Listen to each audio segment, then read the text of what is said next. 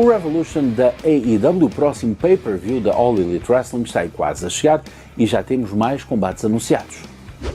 O Revolution da AEW acontece já no próximo domingo, dia 15 de março. O grande destaque vai para o título mundial da AEW, onde a MJF vai defender o título contra Hangman Adam Page num Texas Deathmatch. Também temos FTR contra Young Bucks pelo título de equipas. Jon Moxley defende o título continental contra Takeshita. Já na divisão feminina, Tecla coloca o título mundial em jogo frente a Chris Statlander, num combate à melhor de 3.